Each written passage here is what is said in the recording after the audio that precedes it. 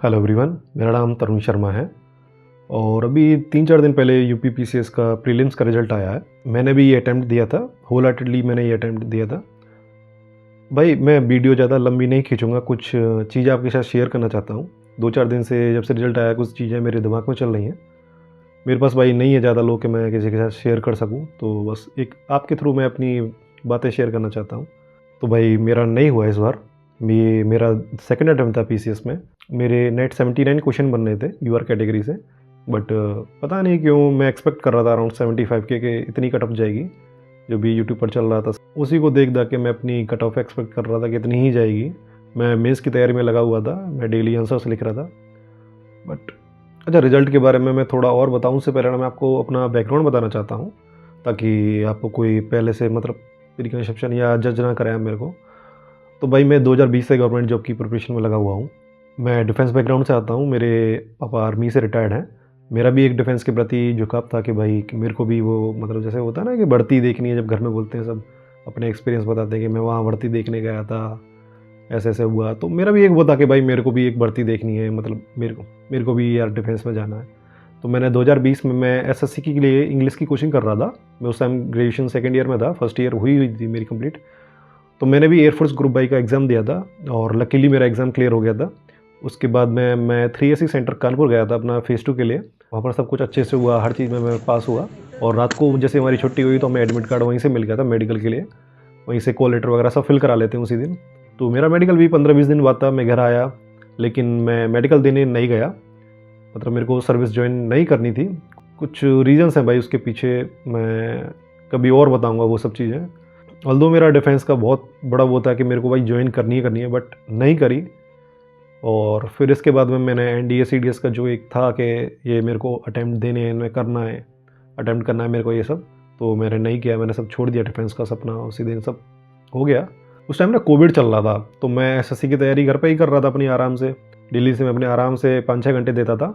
मैं mainly CGL target कर रहा था। बट हुआ कुछ यूँ कि इस टाइम पर ना मेरे मन में और भी चीज़ें चल रही थी कि भाई और भी इधर उधर खंगालूँ क्या क्या चीज़ें होती हैं, कौन कौन सी जॉब होती हैं। तो उस टाइम पर ना मेरे को यूपीएससी का कभी कुछ नहीं पता था। मेरा कोई बचपन का सपना भी नहीं था कि भाई मेरे को यूपीएससी में जाना है। लेकिन जब चीज़ें मैंने देखी कि भाई जॉब में मतलब कौन सी पोस्ट क्या है, कैसे है, तब पता चला कि भाई एसएससी में ये ग्रुप बी रहती है, यूपीएससी से आपको ग्रुप ए की पोस्ट मिलती है। तो मैंने सोचा कि भाई जब मैं इतना टाइम इसमें एसएससी में दे रहा हूँ तो क्यों ना 1-2 घंटे और बढ़ा लूँ, अपना यूपीएससी के लिए स्टार्ट कर दें, बहुत टाइम है अभी। तो सेकंड ईयर ऑलमोस्ट मेरी कंप्लीट हुई थी, तो मैंने यूपीएससी के लिए स्टार्ट कर दी। मैंने एसएससी का छोड़ दिया उसी टाइम पर, सब जो भी तैयारी करी थी उस टाइम तक सब छोड़ दी मैंने। उसके बाद मैं यूपीएससी में लग गया।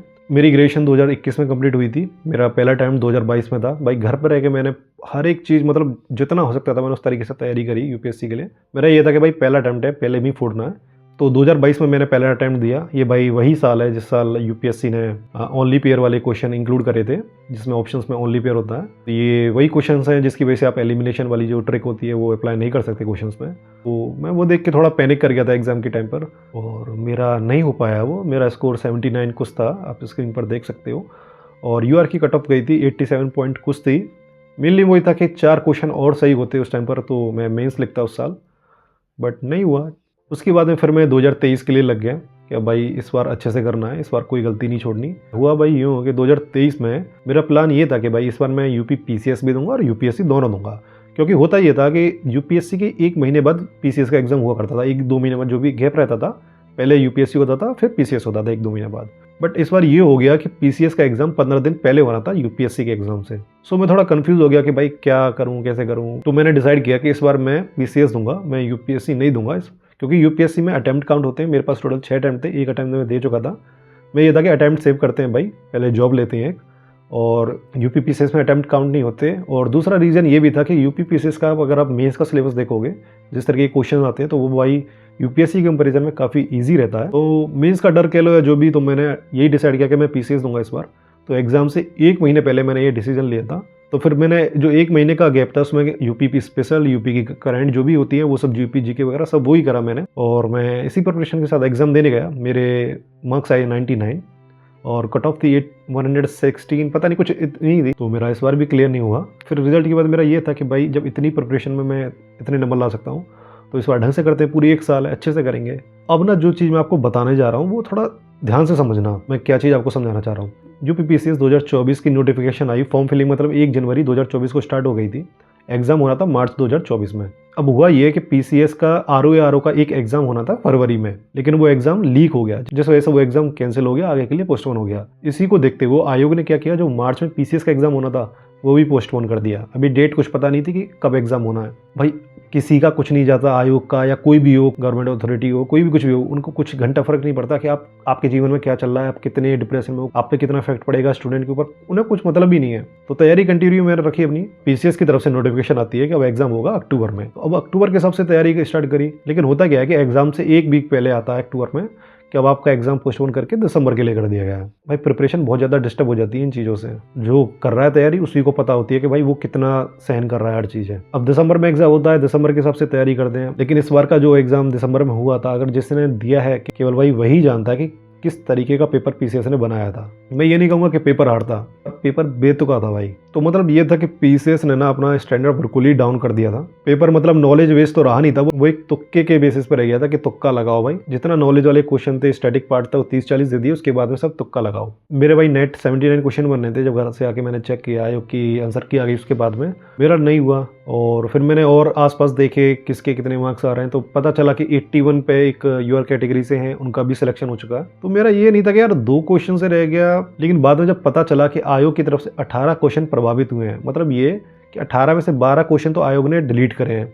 उसके बाद में 6 क्वेश्चन ऐसे थे जिसके ऑप्शंस में कुछ गलतियां थी, वो चेंज करे गए हैं। अब भाई आप ये देखो, 150 क्वेश्चन का एक आप पेपर बना रहे हो, उसमें भी आप 18 क्वेश्चन गलत दे रहे हो। भाई 18 क्वेश्चन बहुत होते हैं। 1-2 क्वेश्चन भी अगर आपने वो डिलीट वाले, जो 12 क्वेश्चन डिलीट हुए हैं, अगर आपने उनमें से कोई भी अटेम्प्ट किया होगा, आपको तो फ्री के नंबर मिलेंगे। तो बस मैं आपको यही बताना चाहता हूँ कि आयोग की आप गंभीरता देखिए कि कितना वो सीरियस है। उन्हें भाई कोई फर्क नहीं है ना, स्टूडेंट क्या कुछ भी करे, स्टूडेंट को नौकरी चाहिए ना, तो वो तो करेगा, झेलेगा जितना भी झेल सकता। तो मेरी ना लाइफ की सबसे बड़ी जो मैं गलती बता रहा हूँ वो यही थी कि मैं यूपीएससी से मैंने पीसीएस की तरफ स्विच करा। तो भाई अब ना मेरा यही है कि मैं पीसीएस का कोई भी एग्जाम अटेम्प्ट नहीं करने वाला। भाई एक साल करते करते 3-4 साल हो गई मेरे को इस जर्नी में। इस जर्नी में भाई मुझे पता है कि मेरे कितना अकेला रहा हूँ, कितना डिप्रेशन पर रहा हूँ, कितनी चीज़ें हुई हैं लाइफ में। इसकी जगह मैं कुछ और लाइफ में रूट अपनाता, जैसे बीटेक वगैरह भी कर लेता, भाई एक जॉब हाथ में होती। आज मेरे क्लासमेट जितने भी हैं 90% लोग बीटेक की तरफ गए थे, अभी के सभी प्लेस्ड हैं। कोई कितना भी कमा रहा है, सही 30 कमा रहा हो, 70 कमा रहा हो, भाई कमा रहा है, हाथ में नौकरी है उनके, उन्होंने अपनी 4 साल एंजॉय करी है, घूमे फिरे इधर से हर चीज़। यहाँ केवल एक कोने में बैठे बैठे, मतलब एक रूम में ही बैठे बैठे पूरी जीवन निकल गया। भाई आगे अपना जीवन भी है, लाइफ भी देखनी है, हर चीज़ देखनी है। तो मैं ये एग्ज़ाम की तरफ अब नहीं जाऊँगा। तो मैं पीसीएस का कोई भी एग्ज़ाम नहीं देने वाला, या यूपीएससी भी इस साल मैं नहीं दे रहा, क्योंकि मैं उस फेज़ में नहीं हूँ मतलब कि तैयारी कर पाऊँगा। ये रूम में बैठ के ना ऐसा खाता है अभी ये रूम। तो भाई बस यही बातें थी जो आपके साथ शेयर करना चाह रहा था मैं। बाकी आगे के लिए मैंने सोचा है कुछ। अभी ये वीडियो काफ़ी लंबी हो रही है, तो अभी नेक्स्ट वीडियो में आपको बताऊंगा मैं आगे क्या करने वाला हूँ, क्योंकि भाई इस साल सरकारी नौकरी तो लेनी है, कोई भी हो कैसे भी हो, पर इस साल लेनी है। तो नेक्स्ट वीडियो में आपको मैं बताऊंगा बस। तो बस आज के लिए तो नहीं भाई, खुश रहो।